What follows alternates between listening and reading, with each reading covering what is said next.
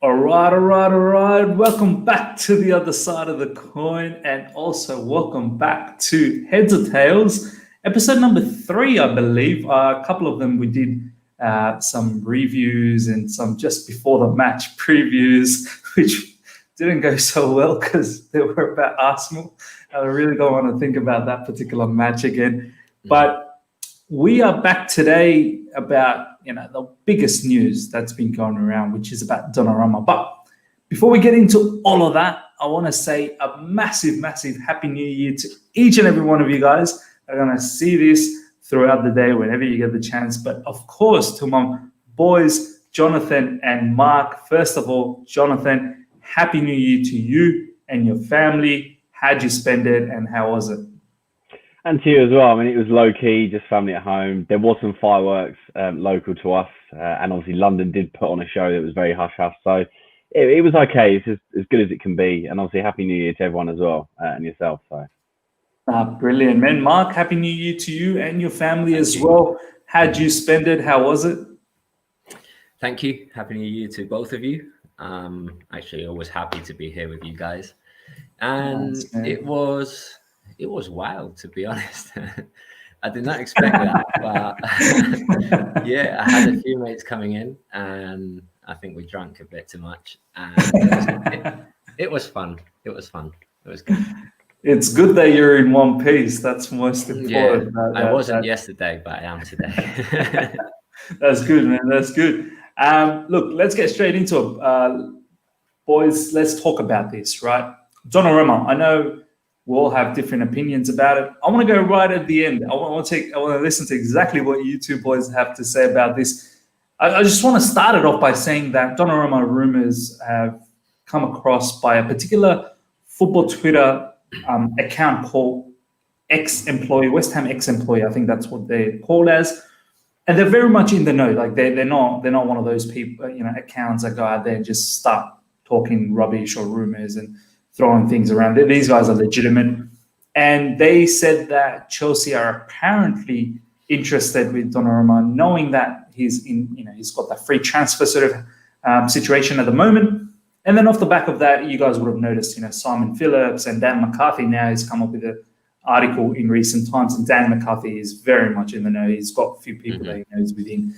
And he's confirmed as well in his article that Donnarumma rumors are very, very much legitimate. Now, I'll throw it to Jonathan first.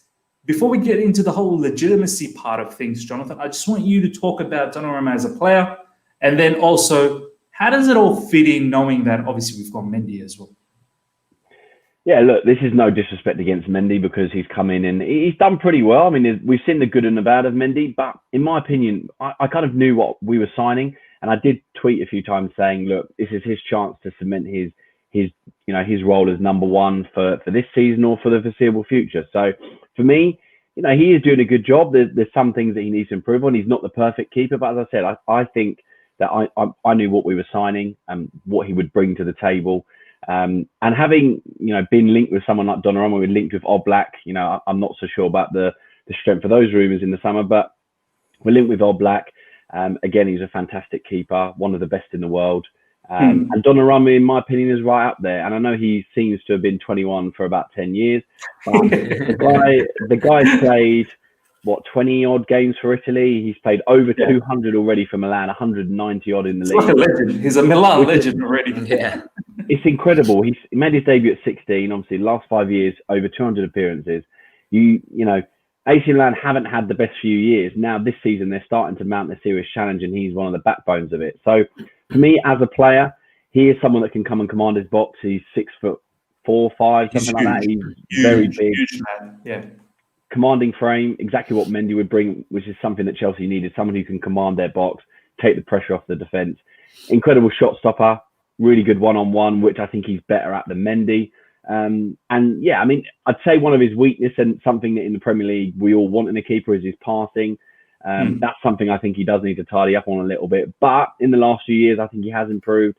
There's a lot of people saying he's mistake prone. But I don't like any of the comparisons to Kepa. No disrespect to Kepa, but we're not spending 70-odd million on him. Yes, we might have to put a little fee into Raiola.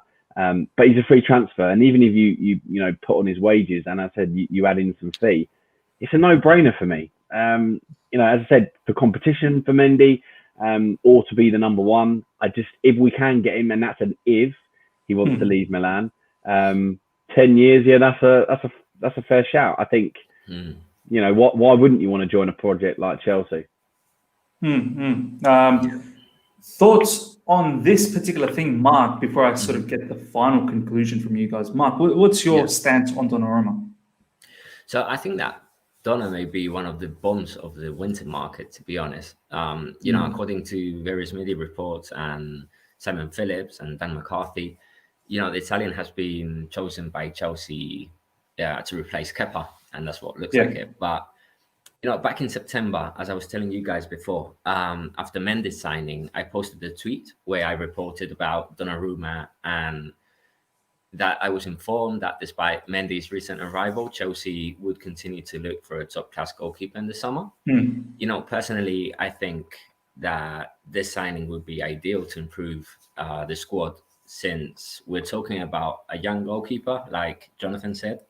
And if you think about when, for example, if you watch Serie A a few seasons ago, Donnarumma stood out a little more than Alisson, in fact, and he's now the Liverpool goalkeeper, and he's doing great over there. So I do think that he can really improve our squad. The only thing that keeps me in suspense is what may happen with the situation of Kepa if Gigi is coming as a replacement for Kepa. And I'll tell you why, because the Spaniard is earning 170,000 a week. Yeah, one of the highest in Chelsea. I think one of the highest in Chelsea. Yeah, and he's earning that right now to warm up the bench. And despite that, the fact that the club is open to loan him or sell him, there is no club really interested in him, and I think it's because of what he's earning right now. So, it's going to be a situation of losing money for sure.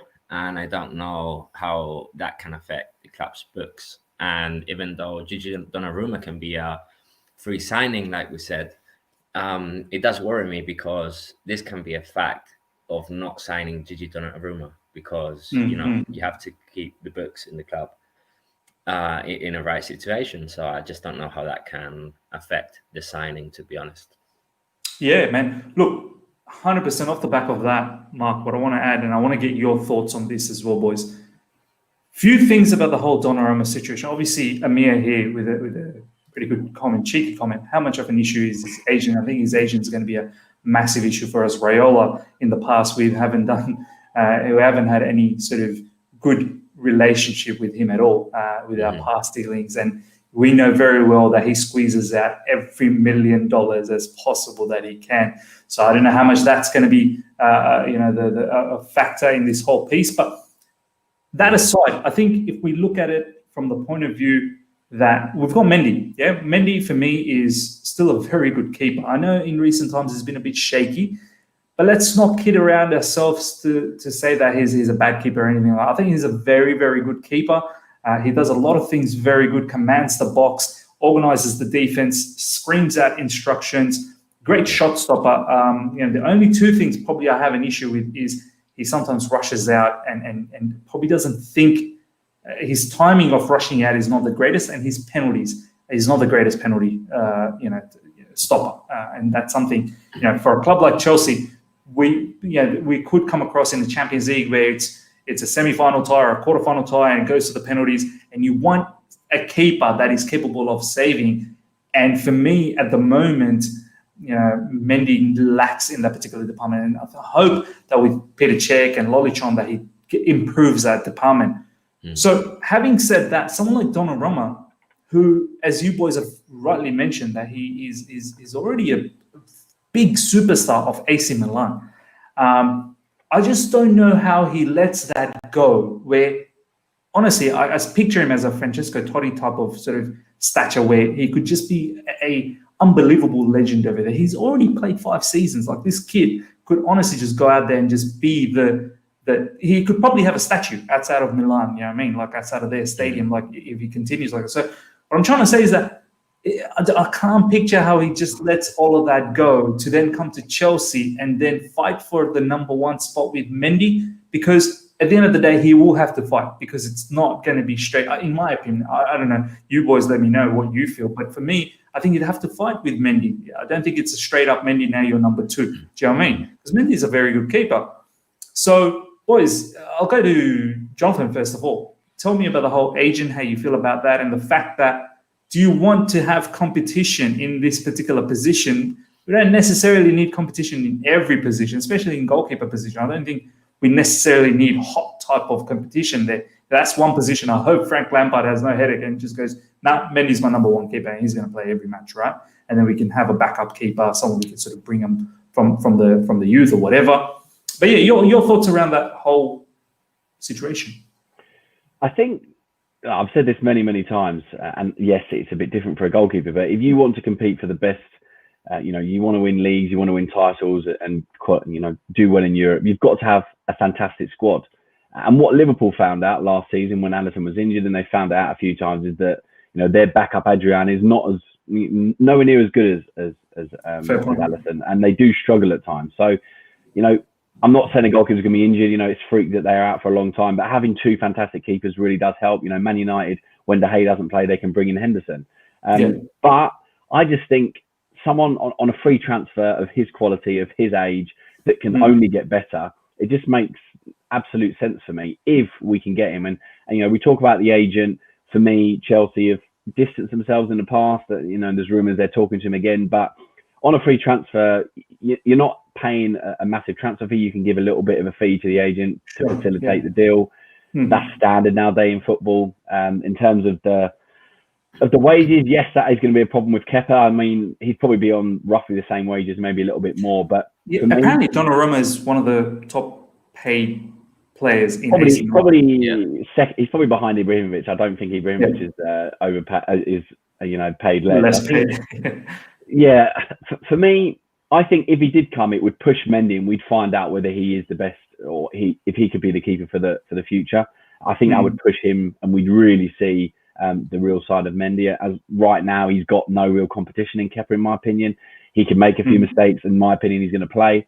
So without that pressure to push him to be better, I don't think we'll see the real side of Mendy. But as I said, I'm happy with Mendy. If he was to stay for the next 5 odd years, happy with that. But if you get a chance to sign someone like Donnarumma, I think you have to take it if it's possible. I know that there's a comment there saying there's no chance of Donnarumma's leaving. It might be employed by Raiola to get more of a contract or more of a fee. Yeah. But in football, you never know. And as I said, the Chelsea project, for him to come and live in London, you have 10, 15 years of challenging for trophies under a manager like Lampard, which I'm sure, as most players have said, they've looked at him when he was younger. I just think we do have a pull. We have a way now of dealing with transfers that's better than a lot of clubs. So, yeah, I think that there's several reasons why he would work, but there's also several reasons why it's going to be very, very difficult to get him in. So, 100%. Yeah, I'd more than happily keep him. And I think to sell it to him, though, the last point I'd make is you've got to make him number 1. He isn't going to come to be number 2. You've got to say, look, you are the number 1 and you're going to be here. And then Mendy would have to try and displace him somehow. See, that's where I find it a bit difficult, right? And I want to go to Mark. Mark, your thoughts about, look, Mendy is number 1. And when I say number 1, I think he's one of the really good keepers of the Premier League as well. Mendy, as I said, only has a few things that he truly needs to work on. Besides that, he's actually, from the games that we've seen, I know we haven't seen heaps of games, but we've seen a good amount of games from Mendy now to state that, this guy is pretty good. So from that point of view, Mark, Donnarumma, as Jonathan said, he ain't going to be number 2. He will come here to straight away be number 1. So we're already having trouble getting rid of Kepa. And then if you have a disgruntled Mendy as well, you don't want to cause chaos, right? That's the thing. I completely agree with everything that Jonathan has said. I agree with what you're saying now. Gigi Donnarumma is not going to come here to be a number 2 goalkeeper. And it does worry me a bit, as I said before. I think that if we can't offload Kepa, it's going to be tough to get Gigi Donnarumma, although he's coming as a free agent. in that case. But and going back to your question before, I think that it's always tough to try to negotiate with Rayola's agent. You know, the good thing here, as Jonathan mentioned, is the fact that it's a free signing, right? So there's not much that in the cake that Raiola can take from there. But normally, when you want to negotiate with Raiola's agent, just to sign a player is like signing two players, because it looks like you have to sign the player and you have to sign the agent too, right? So I think in this case, the fact that if he comes, he would come as a free agent, I think that should ease up the things, to be honest. So no, absolutely, man. Some really good comments here. I think at the end of the day, this is one comment that we probably need to emphasize a lot, that Raiola is doing this to get a better contract. I personally think he's doing this for a better contract. Jonathan, final words. Do you think it's some media trick to get a better contract, or this is genuinely Donnarumma wanting to join the London side of the things, the better part of London side of things, and join the project, or do you think it's just for the contract? On the face of it, I'd say it's Raiola. Yeah, I do get that. I'm very skeptical with rumours that come out. And when I Googled Donnarumma earlier, just for some stats, one of the first places that comes up is the Sun. And in England, the Sun is not the most reliable. So when that comes up early on, I'm not so keen on. But as I say, I've seen, we've talked about a few people on Twitter that do seem to have connections that have mentioned it. I mean, last summer we were linked with Mendy, but we're also linked with Oblak, as I said, and Donnarumma was mentioned. So it's not that we haven't been linked with world-class keepers before. And I still think Mendy has to cement his place as our future number one for the rest of the season. It's not a given right, because as I say, if we can get someone else in, it would be very good business for us. But yeah, I think on the basis of probability, if you push me for an answer, I'd say it's Raiola trying to get a massive new contract out of Milan. I hope I'm wrong, but that's my gut feeling. You really want this player, huh? You really want this player. Go on. I just think, Just one thing. The good thing of this rumor, I think, is that we will know quite soon what's going to happen. You know what I mean? Yeah. It's not a story that we're going to be there for 6 months, just like speculation after speculation. I think because this contract's ending soon. Exactly. So I think that in this month or next month, we will already know what's going to happen. So I think it's worth to keep an eye on it and see how it goes. So yeah. Jonathan wants him. Mark, do you want him in Chelsea? Yes, I think you can't say no to a goalkeeper like Gigi Donnarumma, which I think there are not too many as good, and especially if he's coming for free. It's a no-brainer for me, to be honest. So yeah. No, absolutely. Look, both of you guys are absolutely spot on. He's a top goalkeeper. I would have him in our team as well, for sure. It's just I just think about the whole logistics and how it all works out with Mendy, with Kepa. We haven't even got rid of Kepa. And Peter Cech is in the Premier League squad as well. Madness. What's going on there? So I feel like we've got a lot of keepers. Some of them probably start playing as strikers and wingers as well soon. You never know. So for me, it's just the logistics side of things where I think, well, how does it all work out? But at the end of the day, a keeper like him, if he knocks on our door and we knock on his door and, we both want to have an agreement here, I think you get that done. But whether that happens or not, that's another story. Let's move on to the next one. Hopefully we've covered the whole Donnarumma piece. Look, it is a legitimate source. It is a legitimate, link. But at the end of the day, whether that happens, we don't know. Let's move on to Sancho, guys. Let's talk about some other players that are rumored with other clubs as well, and perhaps our club as well. So it'll be good to have a lighthearted conversation about that. Jadon Sancho, we're back again. We're talking about Jadon Sancho. It's been a long time since the whole Sancho warfare with is it going to be Sancho? Is it going to be Ziyech? Is it going to be so on and so forth? And obviously, those days are done now. But Sancho's been rumored heavily since we got Ziyech. He was heavily rumored with Man United. But seems like he's back again with the rumors with us, and coincidentally, it seems like we kind of need a winger as well. Now, whether we need a winger in the caliber of Sancho, I don't know. But yeah, this makes sense again. This makes sense again. I know the money doesn't make sense, but I'll go to Jonathan again. Jonathan, your whole situation about this whole Sancho thing, man. It's interesting because it turned into a Havertz versus Sancho debate quite some time ago, and I was obviously on the side of Havertz. His time will come, and as I said, be patient with Havertz. He will be the player that we expect him to be. But for me, Sancho, and I've said this before, being a little bit English biased, that I want him to stay at Dortmund away from the English media, because we've seen what they've done with Werner and Havertz. They've turned them into awful players overnight. And Sancho hasn't scored a goal in the Bundesliga this season in, I think, 11 appearances. He scored a couple in the German Cup, a couple in the Champions League, but 4 assists, no goals in the Bundesliga.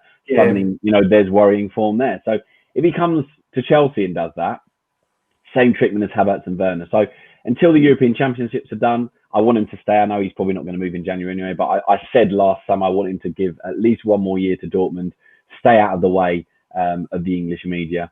And obviously Chelsea were making other signings. I wanted Havertz anyway, so it didn't make any sense to me. So for the money, yes, it's a bit crazy, but for someone of his talent, he's going to be 21 February, March time. It would make absolute sense for Chelsea to sign him if we could, when the time is right. But for now, leave him in Dortmund, let him get some form back, let him mature as a player, because the German league, again, look at Havertz and Werner, I use an example. It's very different to the Premier League. So he's going to take time to adapt, and at such a young age, with the media, the way they are in England, unfortunately, I just think he needs a bit more maturing at Dortmund. Even if he had another 12, 18 months at Dortmund and he'd moved to England when he was 22, it would make sense for him. Just learn. He's got a contract until I think about 23 in Dortmund. Learn there, improve as a player, and then make the move. Massive no from Abel there. He doesn't want to do anything with Sancho with us. Mark, your thoughts, my man? Well, as we all know, the rumours of Sancho were quite big for a while. Personally, I'm glad that we went for Ziyech. I think he's the kind of player that we needed and that we still need. I do think that any top club needs to have 4 wingers, and I think we have 3 wingers right now. Yeah, and injury-prone wingers as well. Well, 3 injury-prone. Exactly, and when that happens, we have no wingers, because it seems like Frank is not changing the system. When we have this type of injuries, I would love to see another formation where perhaps we have more midfielders. But it doesn't look like it's the case. The only thing with Sancho is that, when you have 4 wingers at a club, you can't have 4 starters, right? You can only have 2. And I think Sancho is a definite starter. So who do you leave out? Do you leave out Pulisic, which I wouldn't do? Do you leave out Ziyech? I think we are all missing Ziyech right now. So it's a tough one to call, I would like to see Sancho. I always want to see the best players at Chelsea.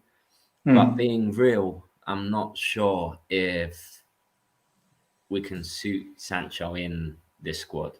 You know what I mean? So I'm not sure if it's going to happen. I think he might, and it's only my opinion, but I think he might end up at United, to be honest. Yeah. Look, man, with all the money that Roman's already spent for us, I keep saying the word £250 million, Great British pounds, have been invested in our club already in the last transfer window.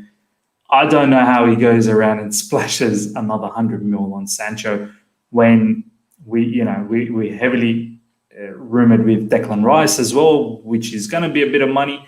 So I don't know how this happens, and I think you're right, Mark. And this is probably going to go to Man United. They've been desperate for this particular player for a very long time, so I don't think this is going to happen for us. Next up, Pogba. I haven't heard too much about this. I'll let one of you guys sort of control if you've heard anything. All I know that in recent times, or not just in recent times, over the last couple of seasons, this player hasn't been overly happy at United.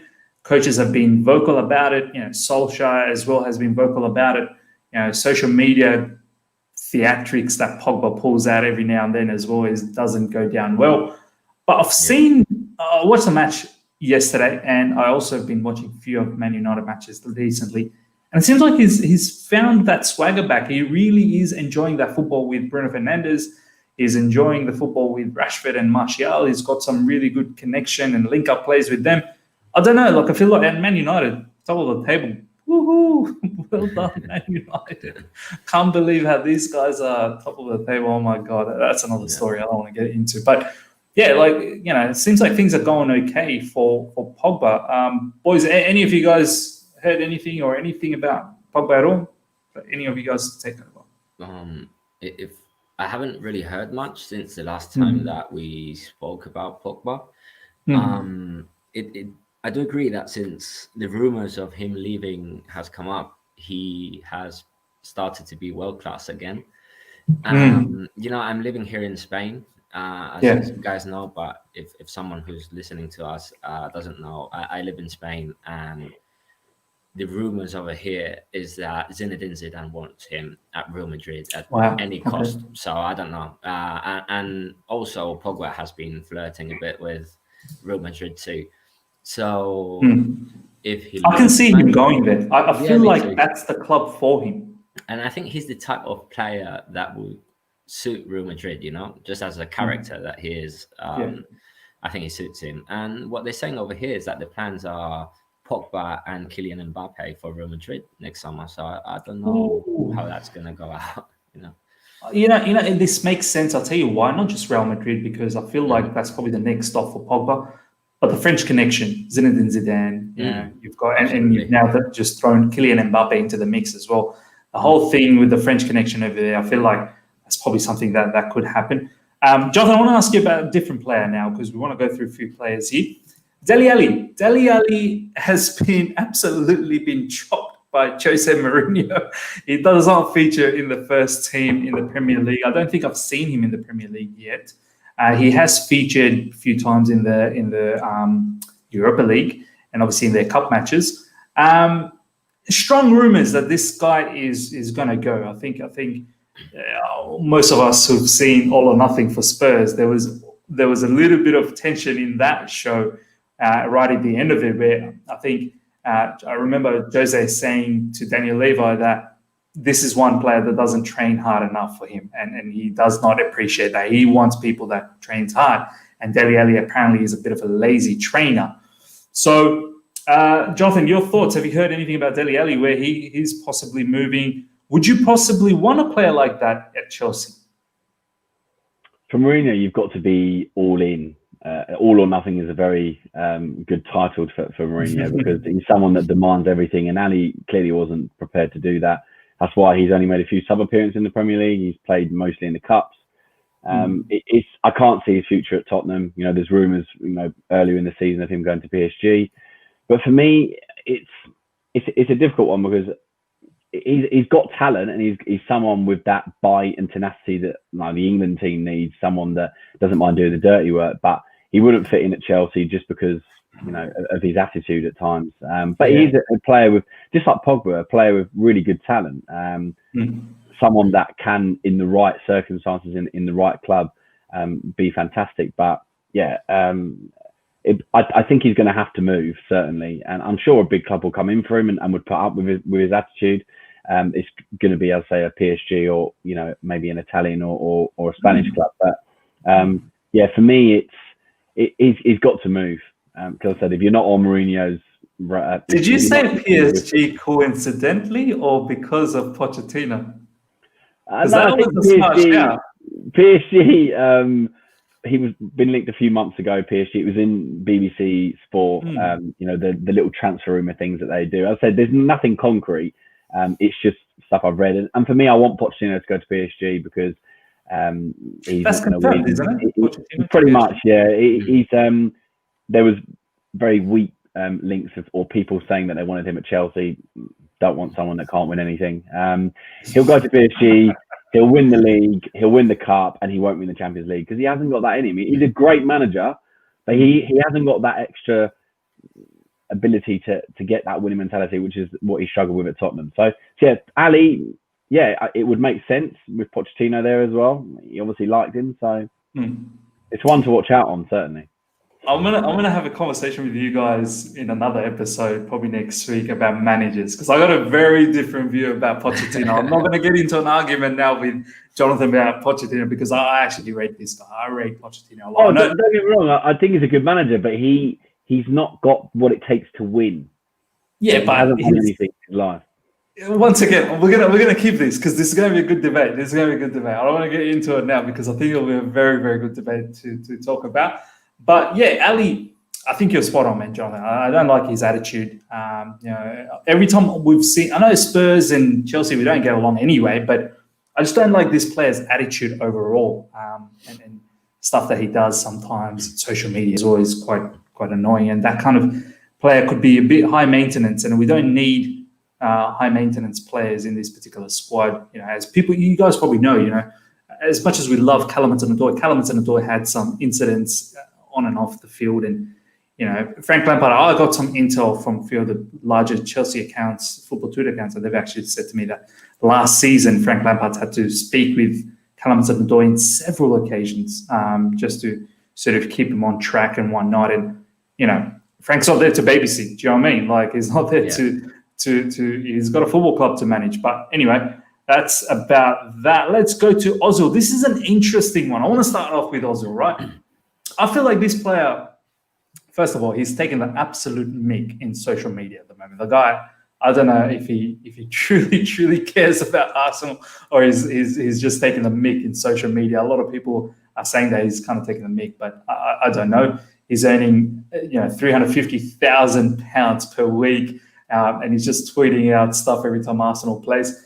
But I feel like the situation with Arsenal is done. Now, Yannick, as you guys know, tweeted not that long ago that he wouldn't mind entertaining a player like Ozil within our squad to be someone of a rotational kind of player. Obviously, he's not going to get that same level of, nowhere near the same level of salary that he gets now. But I tend to agree with that in the sense that a player like Ozil, like say, for example, when Ziyech is injured, or when Havertz isn't clicking that well, and you need some spark off the bench, I wouldn't mind having that brilliant passing ability kind of player to come in and open up the defense. So for me, that wouldn't be a bad option. I don't think it will happen. I think there's massive rumors of him going back to Turkey. Mark, I'll start off with you, man. Ozil, your thoughts about Ozil, man? Well, I think Ozil is an incredible player with a lot of talent, especially when he played at Real Madrid under Mourinho. I think that was his top moment. Since coming to Arsenal, he has had his up and downs. He has been consistently inconsistent, but undoubtedly he's one of those players who can decide the game if he has a day. In fact, I think that right now he's a player who could currently help Arsenal raise their head a little bit, but he has not played for so long that perhaps playing him now could have a rebound effect and sink them more. So I think the best days of Ozil have already passed, if I'm honest. Would I have him at Chelsea? Not really. I don't think he's the kind of player that he was when he was younger. And even though he can decide the game, he is not someone that I would like to have at Chelsea, to be honest, at least in my opinion. So Jonathan, go on, Mark. I was just going to say, I think we can do much better when searching for a player than not Ozil. That's for sure, man. Jonathan, I don't know. I think Mark is right in the sense that he's past his best at the moment. I think he's more than. Is he above 30? Has he got across 30? He probably has. He's past. Yeah. He's on the cusp of 30 if he isn't already. Yeah. Yeah. Your thoughts, man, Ozil? You still think he's got it? Would you have him ever entertain him as a rotational player for us, or see you later, Ozil? Get out of England and just go back and restart your career in Turkey. Yeah, I think he's reached the point of his career now where he's picked up a nice pay packet. It's an easier life. Go to an easier league where he can relax, and he hasn't got the pressure because in the Premier League it's as I said earlier on, the media intensity. If you don't do certain things, people are going to hound you. Fans are going to hound you. It's split. Arsenal. I say my best friend's an Arsenal fan. The Arsenal fan base is 50-50 split on him. Some of them are like, why is he not playing? Other ones have said it's political. Other than I said, his bad attitude, he's fallen out of Arteta. So there's a whole heap of reasons why he isn't playing. But to leave a player of that salary and that caliber, not even in the squad, is interesting. Something must have happened. So that's why I wouldn't take a chance with him at Chelsea. I can't see why would he take less money. He can get 200 plus in as you said, in Turkey, in US, or wherever else he'd want to go. But yeah, he's certainly a player that just wants a free role, wants to be able to do what he wants to do, and when he can, and when he's in the right situation, he's a fantastic player. I don't think he meets the demands of the Premier League now, though, unfortunately. So I get what Yannick said about the quality, but for me, no, I wouldn't take him at Chelsea.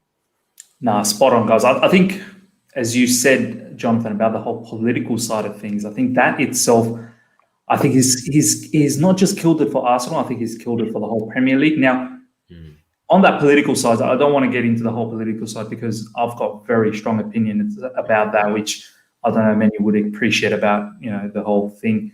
And me being from a Muslim background, obviously Ozil was doing something in regards to that. And I think that had something to play with it. And hence he's been shut out. So, yeah, I don't know if any other Premier League will take that chance with him. And I think it's probably lights out for him in the Premier League. So he'll have to go back to Turkey or wherever else. So that's enough about Ozil. But yeah, it would have been nice to, it's good to entertain how a player could have been for Chelsea on any other given day. But lastly, guys, I want to talk about Jack Grealish. Now, this guy is, oh man, that's the reaction, Jonathan. That is the reaction, man. Like, I watch a lot of Aston Villa matches because of this guy now. I tune in and I want to watch Aston Villa. Aston Villa, one, plays really good football. They've got Anwar El Ghazi. They've got obviously Jack Grealish, Ollie Watkins, Bertrand Traore, one of our player from before. And Ross Barkley is there as well. So yeah, Jack Relish for me, he's transformed into this superb player over the last 2 seasons.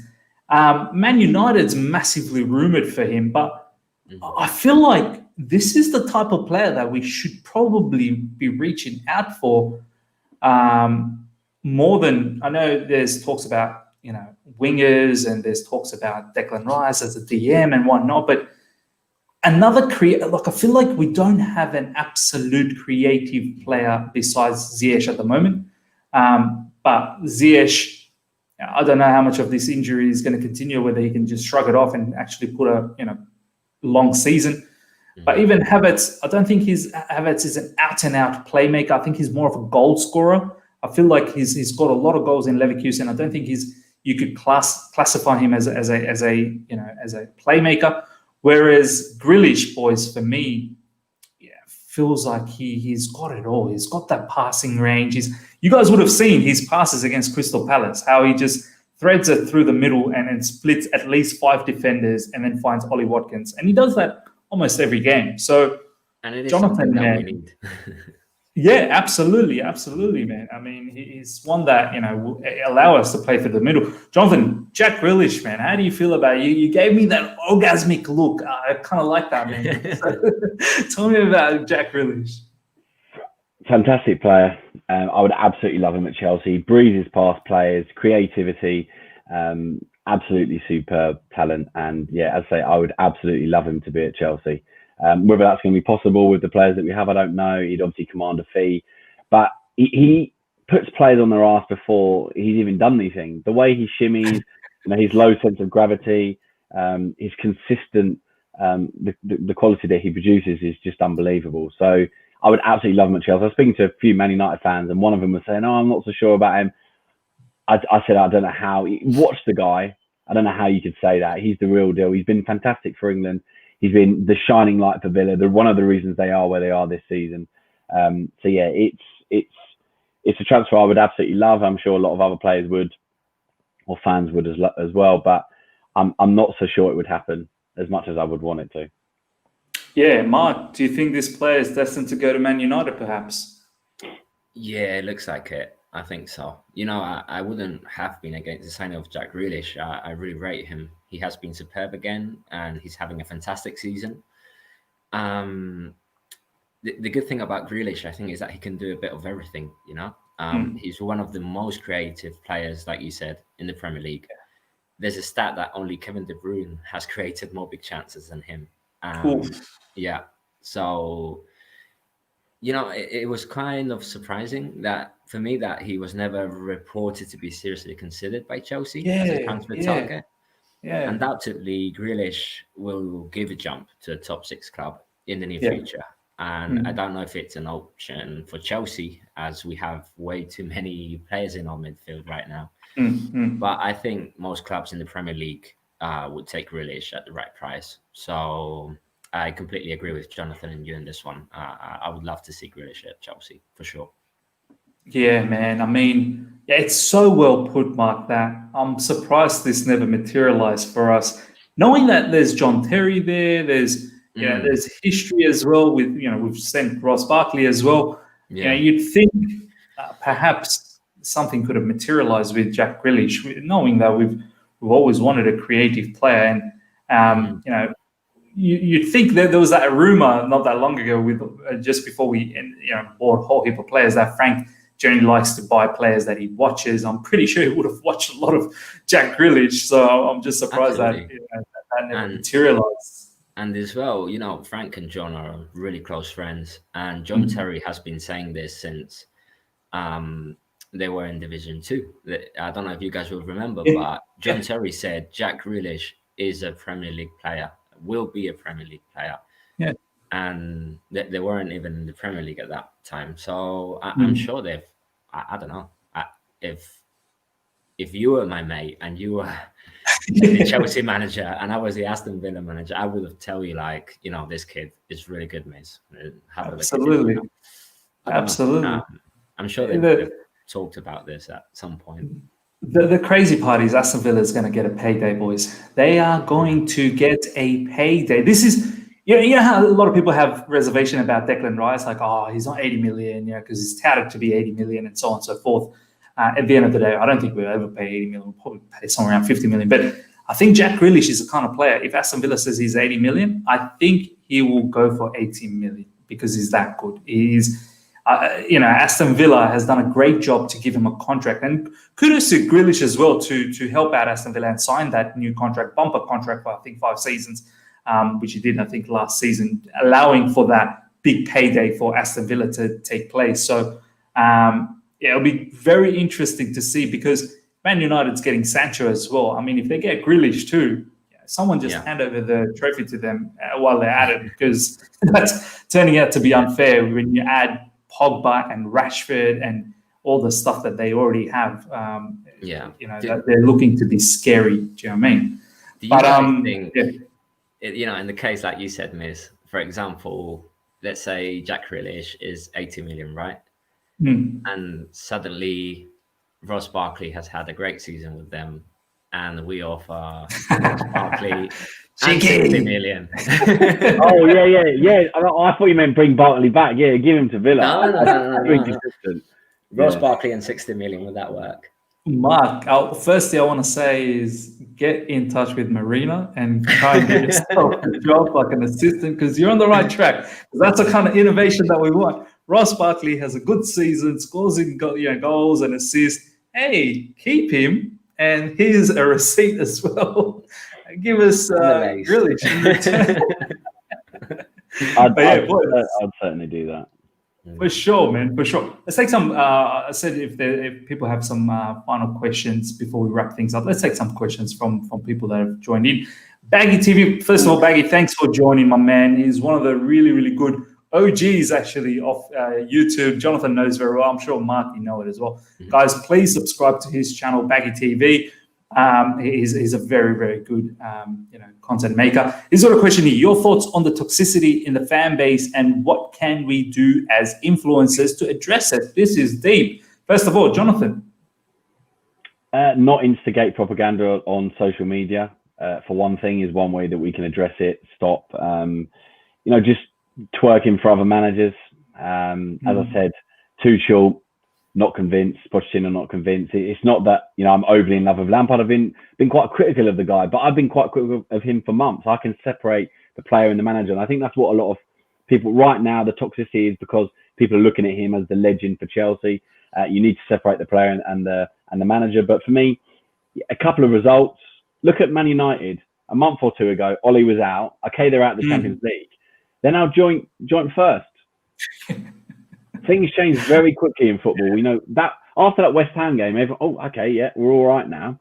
Even though we just lost 2 on the bounce, and then we draw against Villa, and then suddenly it's back to the end of the world. So there's so much reaction on every single result. Everyone can give their opinion, which is fantastic because everyone is unique. And I encourage people to give their own opinions and not to follow other people's thoughts. But just be a bit more positive. My dad would tell me back in the day when he was a Chelsea fan, we had nowhere near this level of success. So just be a bit grateful because we could be, a club that never challenges for anything. And Chelsea are a team that does challenge, and we're looked after by our owner. So I just think there's so much more to football as well. If you're annoyed about Lampard, if you're annoyed about football, go and do something else and then come back when you're in a bit of a better mood. I don't want to hear your negativity.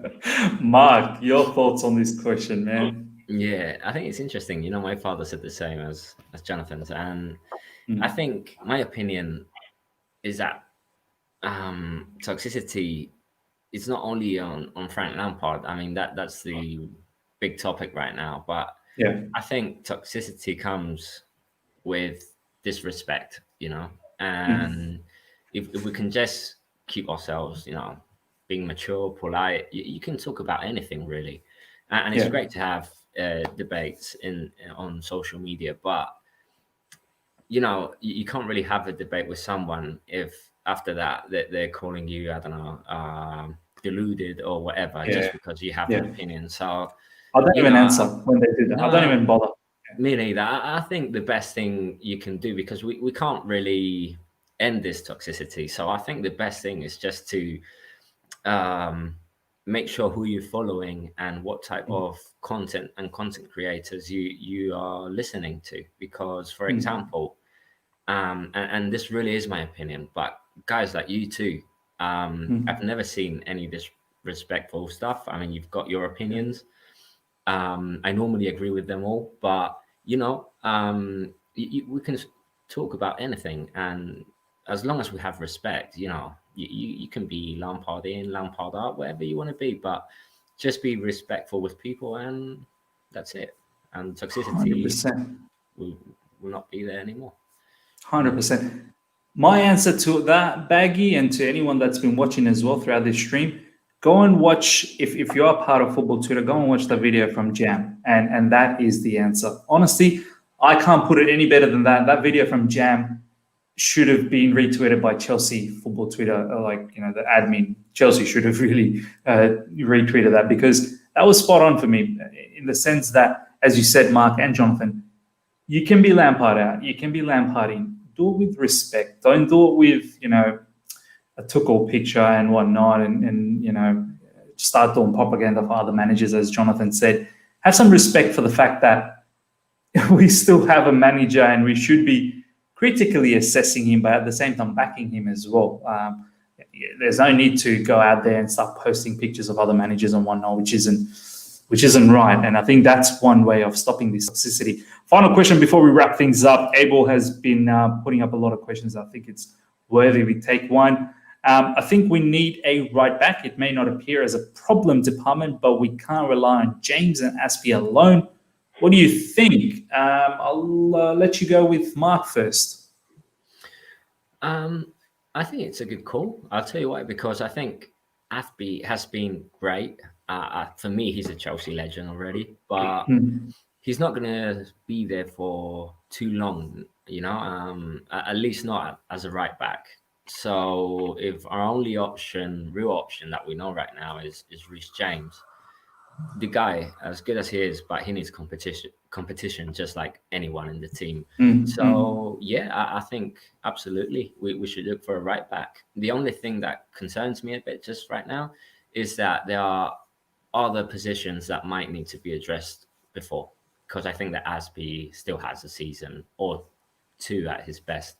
So I'm more worried about a CB, to be honest, a good CB for years to come, and probably a DM or a winger, as we talked before. We've only got 3 wingers. I think any top club should have 4 wingers just in case, and it's something that we've lived not long ago when everyone was injured. So yeah, but I do think that Abel has had a good call here, to be honest. Jonathan, your take on this? Interesting question, man. Yeah, I do get that. I trust Az for the question. I still think he, in terms of his experience, in terms of his quality, yes, he may not offer as much going forward, but we should have enough going forward without having a right back that needs to do everything. So, yeah, I think Azpilicueta's got at least this season, but I think at least one more as well. That's another sort of 18 months at least at Chelsea. Yes, James has got his injury problems at the moment, but since he's been at Chelsea, he's been quite injury free. So I just think this is just unlucky. This is, the Corona season where, people are being overplayed. And he did come back a bit too quickly for me against Arsenal, which was a risk that Lampard took. And it didn't pay off. Chilwell played and he played against Villa as well. So, these things happen. In football, it's judgment calls, and it's easy to criticise after the fact. But beforehand, you've got to take a decision, and Lampard took that. It's difficult to tell. But I think in the long run, Azpilicueta will obviously leave, and he's great cover for left back as well, Azpilicueta. So I think when Azpilicueta leaves, then we need to replace. But having 3 right backs, we've got Zappacosta on our books, not good enough. Yeah, I don't see the need right now. We do need to strengthen in other areas because the defence is one I'd say we're pretty strong in right now.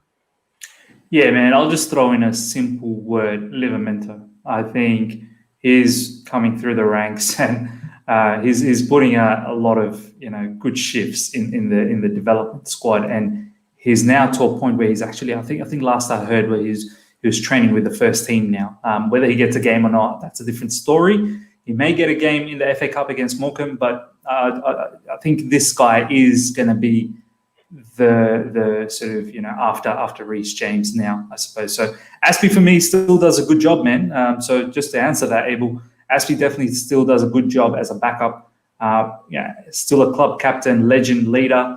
We need that kind of figurehead in the dressing room still. So for me, I think he's probably still going to be around for at least a couple of more seasons. This season, of course, probably for a couple of more seasons, whilst Reece James kind of really solidifies his position in the team. And Aspie will still be the backup, and he'll be the voice in the back room. And then when Aspie sort of goes away, hopefully within that time frame, Aspie also guides Livramento to come through and molds him into the backup right back. And by the time Aspie is gone, Reece James is an absolute gun of a Premier League right back, and not just in the Premier League, in the world. And then you have someone like Livramento who sort of backs him up and gets those odd games here and there. So I honestly don't think we are going to be in the market for a right back for any time soon. So that's my 2 cents on that, guys. Guys, thank you so much for joining and giving us your comments and your questions. Thank you heaps to Jonathan and Mark. Just before I go, I want to ask both the boys, obviously the game's tomorrow, quick one-liner on your confidence and your score prediction. First of all, Jonathan. Depends who they actually have out, Man City. Bro, it doesn't matter. They are stocked with talent. Yeah, they're a very good team. They've been up and down this season. Trying to be confident, I'll say 1-1, but I don't say. I predicted 1-1 as well. That's my prediction as well. 1-1. I think their December form: 5 wins, 3 draws. They're actually on the up, and they only conceded 3 goals in December. All of December, just 3 goals. So, yeah, they had the slow start, but these guys are not messing around. Yes, this match comes around in a very tough situation for them. Not enough preparation, probably 3 to 4 players gone. But I just feel like they've got too much talent, man. Way too much talent for them to be bothered. But Mark, your prediction and your feelings on this match?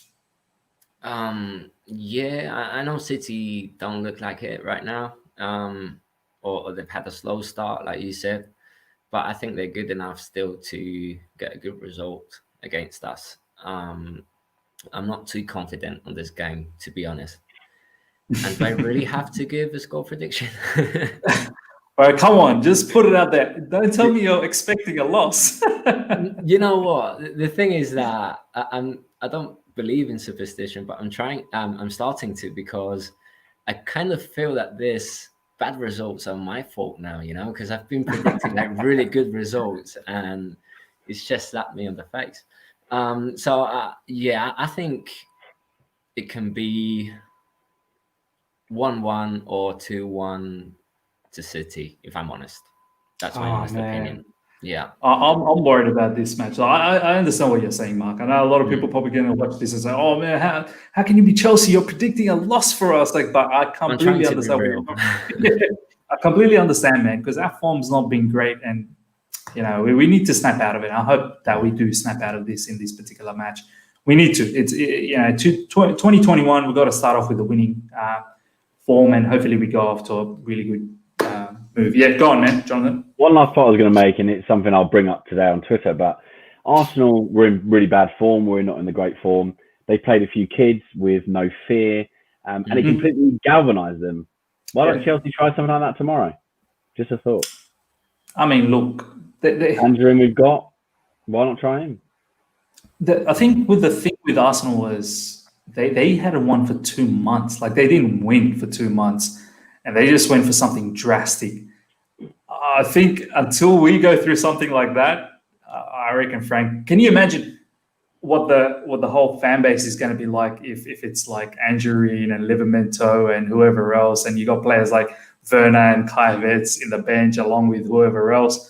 I think a lot of people are going to be like, "What are you doing, Frank?" You know what I mean? Like, I do Angelin and Gilmour. I know Angelin, you'd have to then drop Pulisic or Hudson-Odoi. I think Hudson-Odoi deserves to start. So does Pulisic, but it's just devil's advocate because like Gilmour was not afraid to get on the ball and keep possession. Angelin, is not going to be afraid to drive at them. I just think we need a little bit less fear because right now we just seem a bit stiff, and at times we're just a bit one-dimensional. We're a bit better against Villa in the sense that we moved it around a bit better. We're a bit more central in our play, but I just use it as an example, the Arsenal one, where they just didn't have any fear, and we need no fear against Man City. If we come up against a team like them and they play like they can, we're going to struggle. So just interesting. I think it's a really good idea from Jonathan. Like personally, I think it's really good. The only thing that, as I was listening, I was imagining, like, imagine you guys are Roman Abramovich for a second, and you're facing City. And you do this, you bring a few kids in, and I don't know, suddenly it doesn't work and we lose, and you have got the likes. Suddenly he's calling Frank. And what is Werner, this lineup? Havertz in the bench. You can bring them on. You can bring. I just think Lampard's got to try something different. I mean, I do agree. Yeah. I think it was a good idea. Yeah, critical of how he's managed in games, and if it isn't working 60 minutes, you bring on your big guns. I just think try something different. That's going to completely throw out Guardiola, who's probably preparing for a certain type of Chelsea. I think Billy Gilmour is probably not a bad shout. I don't think Billy Gilmour is a bad shout. Yeah, he's established, and I just think Mount is going to play, so he'd probably be the other. I don't know if he'd be an 8 or they play a pivot. That's a long shot, brother. That is a massive long shot because you're Callum Hudson-Odoi and exactly. I get that, which is why I'm glad I'm not Frank Lampard because I haven't got to make the choices. There's nothing. Pulisic, Hudson-Odoi should really start, and they probably will start. Let's not get it wrong. But even if you bring Andrew on for 20-30 minutes and let him get a bit of a feel for it, I just think it's we've got to try something different. We've got to. Arsenal tried something different. They cracked their form. They then win against Brighton. I think it was Brighton away. Yeah, it was Brighton away. 1-0. 2 wins in 2 games. And 6 points in 2 days or 3 days. And no one envisaged that. So why not just, I'd say I've managed kids. I'm not a massive manager. I'm level 1. But I always used to think of some, ways you can gain an advantage. And maybe that's the way. I'm just playing devil's advocate. But just a little plug. Me and Miz will be talking about it after the game tomorrow. So yes.